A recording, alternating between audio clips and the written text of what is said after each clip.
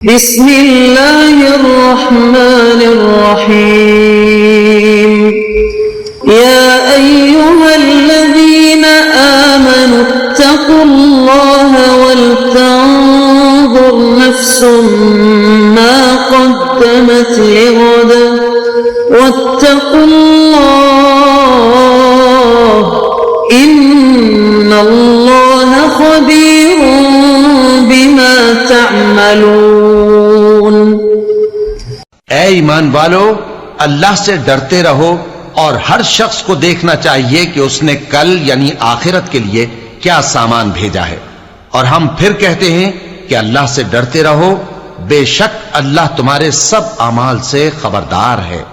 بسم اللہ الرحمن الرحیم، الحمد للہ رب العالمین، والصلاة والسلام على اشرف الانبیاء والمرسلین وعلى آلہ واصحابہ اجمعین ومن تبعہم بإحسان الى یوم الدین۔ قابل صد احترام حضرات شائقین و شائقات سچا پیغام، السلام علیکم ورحمۃ اللہ وبرکاتہ۔ آج کی محفل میراث النبی کے نورانی پروگرام میں آپ کا استقبال ہے۔ اہلا و سہلا مرحبا۔ ہم آپ تمام حضرات و مستورات کا خیر مقدم کرتے ہیں۔ محترم حضرات و خواتین، تعلیم کا آغاز ہو رہا ہے۔ سب سے پہلے آداب تعلیم کا لحاظ کرتے ہوئے تعلیم کی طرف متوجہ ہو جائیں۔ پورے دھیان سے سننا، عمل کی نیت سے سننا اور تبلیغ کی نیت سے سننا، یعنی سنی ہوئی باتیں دوسروں تک پہنچانے کے جذبے سے سننا۔ چند خاص آداب تعلیم ہیں، امید ہے کہ آپ حضرات ان آداب کا ضرور خیال رکھیں گے۔ جزاکم اللہ۔ بسم اللہ الرحمن الرحیم۔ حضرت ابوبکر رضی اللہ عنہ کی دعوت پر کبار صحابہ کا اسلام لانا۔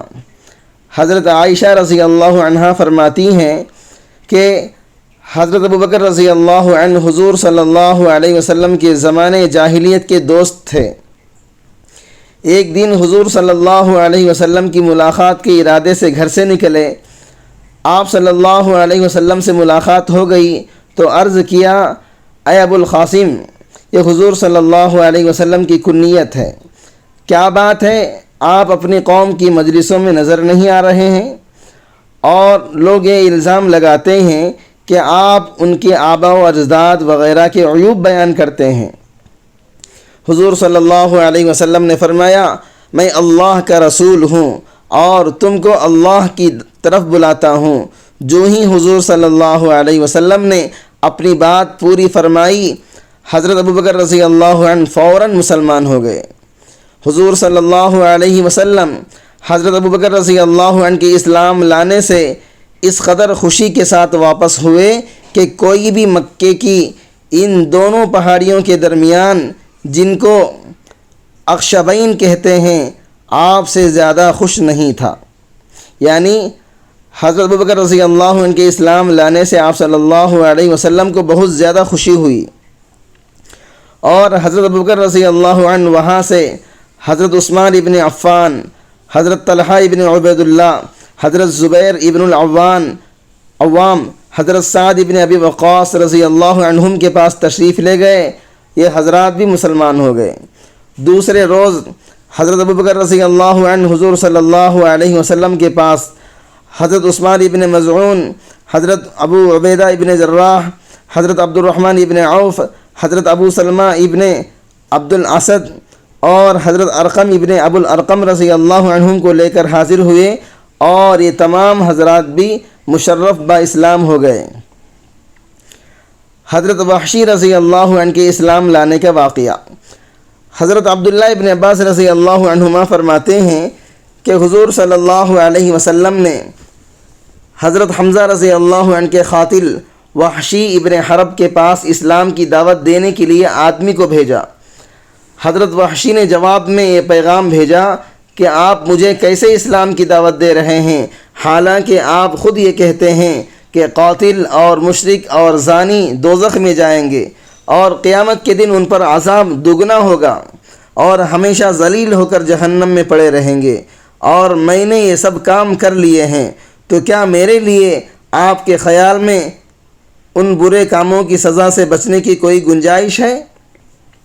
تو اللہ تبارک و تعالیٰ نے فوراً یہ آیت نازل فرمائی، إِلَّا مَن تَابَ وَآمَنَ وَعَمِلَ عَمَلًا صَالِحًا فَأُولَٰئِكَ يُبَدِّلُ اللَّهُ سَيِّئَاتِهِمْ حَسَنَاتٍ وَكَانَ اللَّهُ غَفُورًا رَحِيمًا، مگر جس نے توبہ کی اور یقین لایا اور کیا کچھ نیک اعمال، سو ان کو بدل دے گا اللہ ان کی برائیوں کی جگہ بھلائیاں، اور ہے اللہ تعالیٰ بخشنے والا بڑا مہربان۔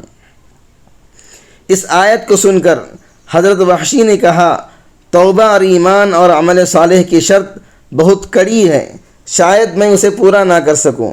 اس پر اللہ رب العزت نے یہ آیت نازل فرمائی، ان اللہ لا یغفر ان یشرک بہ ویغفر ما دون ذلک لمن یشاء، بے شک اللہ تعالی نہیں بخشتا اس کو جو اس کا شریک ٹھہرے، اور بخشتا ہے اس سے نیچے کے گناہ جس کے چاہے۔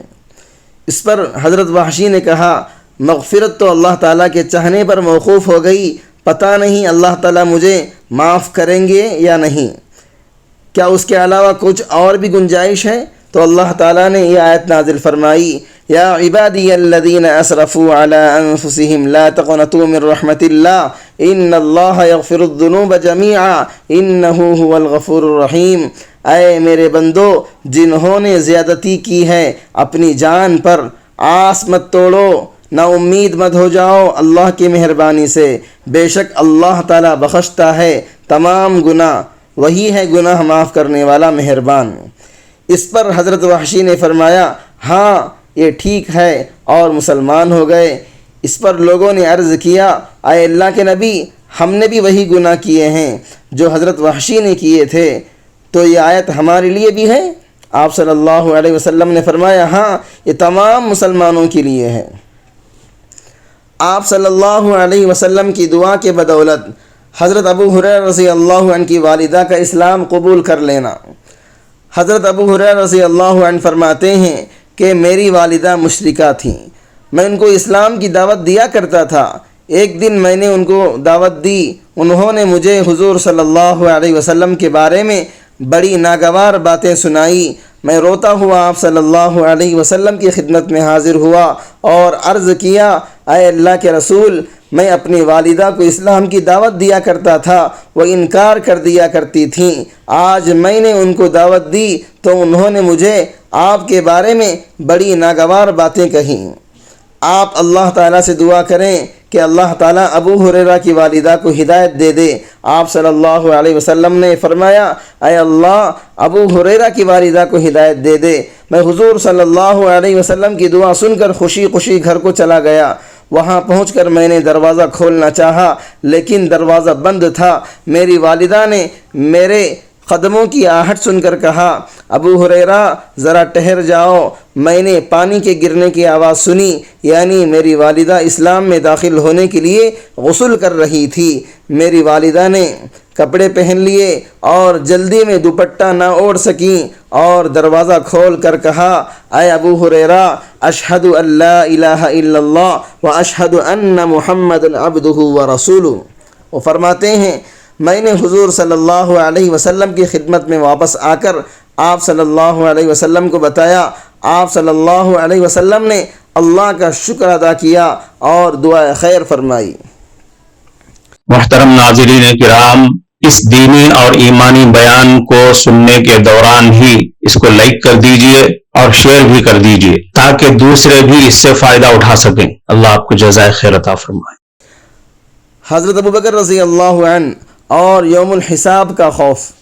حضرت ضحاک رحمۃ اللہ علیہ فرماتے ہیں، حضرت ابوبکر صدیق رضی اللہ عنہ نے ایک مرتبہ ایک پرندہ درخت پر بیٹھے ہوئے دیکھا تو پرندے کو مخاطب کر کے کہنے لگے، اے پرندے، تمہیں خوشخبری ہو، تم کس قدر مزے میں ہو، اللہ کی قسم میں چاہتا ہوں کہ میں بھی تمہاری طرح ہوتا، تم درختوں پر بیٹھے بیٹھے پھل کھاتے ہو، پھر اڑ جاتے ہو، اور قیامت کے دن نہ تمہارا حساب ہوگا اور نہ تم پر کوئی عذاب ہوگا۔ اللہ کی قسم میں چاہتا ہوں کہ میں راستے کے کنارے کا ایک درخت ہوتا، میرے پاس سے کوئی اونٹ گزرتا، مجھے پکڑ کر اپنے منہ میں ڈال لیتا، پھر وہ مجھے چباتا اور جلدی سے نگل لیتا، اور پھر مجھے مینگنی بنا کر نکال دیتا اور میں انسان نہ ہوتا۔ حضرت عمر فاروق رضی اللہ عنہ کی بے مثال شخصیت اور بہادری۔ حضرت علی رضی اللہ عنہ نے ایک مرتبہ فرمایا، میرے علم کے مطابق ہر ایک نے ہجرت چھپ کر کی، صرف عمر ابن خطاب رضی اللہ عنہ ایسے شخص ہیں جنہوں نے علی الاعلان ہجرت کی۔ چنانچہ جب انہوں نے ہجرت کرنے کا ارادہ فرمایا تو اپنی تلوار گلے میں لٹکائی اور اپنی کمان کندھے پر ڈالی اور کچھ تیر ترکش سے نکال کر اپنے ہاتھ میں پکڑ لیے اور بیت اللہ کے پاس آئے۔ وہاں صحن میں قریش کے کچھ سردار بیٹھے ہوئے تھے۔ حضرت عمر فاروق رضی اللہ عنہ نے بیت اللہ کے 7 چکر لگائے، پھر مقام ابراہیم کے پاس جا کر 2 رکعت نماز پڑھی، پھر مشرکین کی ایک ایک ٹولی کے پاس آئے، ایک ایک جماعت کے پاس آئے اور فرمایا، یہ تمام چہرے بدشکل ہو جائیں گے۔ جو شخص یہ چاہتا ہے کہ اس کی ماں اس سے ہاتھ دھو بیٹھے اور اس کی اولاد یتیم ہو جائے اور اس کی بیوی بیوہ ہو جائے، وہ مجھ سے اس وادی کی پرلی جانب آ کر مل جائے۔ پھر آپ رضی اللہ عنہ وہاں سے چل پڑے، ایک بھی آپ کے پیچھے جانے کی ہمت نہ کر سکا۔ بدر کے قیدیوں کے متعلق حضرت ابوبکر صدیق رضی اللہ عنہ اور عمر فاروق رضی اللہ عنہما کی رائے۔ حضور صلی اللہ علیہ وسلم نے حضرت ابوبکر صدیق رضی اللہ عنہ، حضرت عمر فاروق رضی اللہ عنہ اور حضرت علی رضی اللہ عنہ سے مشورہ لیا کہ بدر کے قیدیوں کے ساتھ کیا کیا جائے۔ تو حضرت ابوبکر صدیق رضی اللہ عنہ نے عرض کیا، اے اللہ کے رسول، یہ لوگ ہمارے چچا کے بیٹے، خاندان کے لوگ اور بھائی ہیں، میری رائے یہ ہے کہ آپ ان سے فدیہ لے لیں اور انہیں چھوڑ دیں، تو ہم ان سے جو فدیہ لیں گے وہ کفار سے مقابلے کے لیے ہماری قوت کا ذریعہ بنے گا، اور ہو سکتا ہے کہ اللہ تعالیٰ ان کو ہدایت دے دے، تو پھر یہ ہمارے دست و بازو بن جائیں گے۔ پھر حضور صلی اللہ علیہ وسلم نے فرمایا، اے عمر ابن خطاب، تمہاری کیا رائے ہے؟ میں نے عرض کیا، اللہ کی قسم، جو حضرت ابوبکر صدیق رضی اللہ عنہ کی رائے ہے وہ میری رائے نہیں ہے، بلکہ میری رائے تو یہ ہے کہ فلاں آدمی جو میرا قریبی رشتہ دار ہے وہ میرے حوالے کر دیں، میں اس کی گردن اڑا دوں، اور عقیل کو حضرت علی رضی اللہ عنہ کے حوالے کر دیں، وہ عقیل کی گردن اڑا دیں، اور فلاں آدمی جو حضرت حمزہ رضی اللہ عنہ کے بھائی ہیں یعنی حضرت عباس رضی اللہ عنہ، وہ حضرت حمزہ کے حوالے کر دیں، حضرت حمزہ رضی اللہ عنہ ان کی گردن اڑا دیں، تاکہ اللہ تعالیٰ کو پتہ چل جائے کہ ہمارے دلوں میں مشرکوں کے بارے میں کسی قسم کی کوئی نرمی نہیں ہے، یہ لوگ قریش کے سردار اور امام اور قائد ہیں۔ حضور صلی اللہ علیہ وسلم نے حضرت ابوبکر رضی اللہ عنہ کی رائے کو پسند فرمایا، اور میری رائے آپ کو پسند نہ آئی اور ان قیدیوں سے فدیہ لے لیا گیا۔ اگلے دن میں حضور صلی اللہ علیہ وسلم حضرت ابوبکر رضی اللہ عنہ کی خدمت میں گیا تو وہ دونوں رو رہے تھے۔ میں نے عرض کیا، اے اللہ کے رسول، آپ مجھے بتائیں کہ آپ اور آپ کے ساتھی کیوں رو رہے ہیں؟ اگر رونے کی وجہ معلوم ہونے پر مجھے بھی رونا آ گیا تو میں بھی رونے لگ جاؤں گا، اور اگر رونا نہ آیا تو آپ دونوں کے رونے کی وجہ سے میں بھی بتکلف رونے کی صورت بنا لوں گا۔ حضور صلی اللہ علیہ وسلم نے فرمایا، میں اس وجہ سے رو رہا ہوں کہ تمہارے ساتھیوں نے ان قیدیوں سے جو فدیہ لیا ہے اس کی وجہ سے اللہ کا عذاب اس درخت سے بھی زیادہ قریب آ گیا تھا، اور اللہ تعالیٰ نے یہ آیت اتاری ہے، ما كان لنبي ان يكون له اسرى حتى يسخن في الارض تريدون عرض الدنيا والله يريد الاخره والله عزيز حكيم۔ نبی کے شان کے لائق نہیں ان کے قیدی باقی رہیں، بلکہ قیدی قتل کر دیے جائیں جب تک کہ وہ زمین میں اچھی طرح خون ریزی نہ کر لیں۔ تم تو دنیا کا مال اور اسباب چاہتے ہو، اور اللہ تعالیٰ آخرت کی مصلحت کو چاہتے ہیں، اور اللہ تعالیٰ بڑے زبردست، بڑی حکمت والے ہیں۔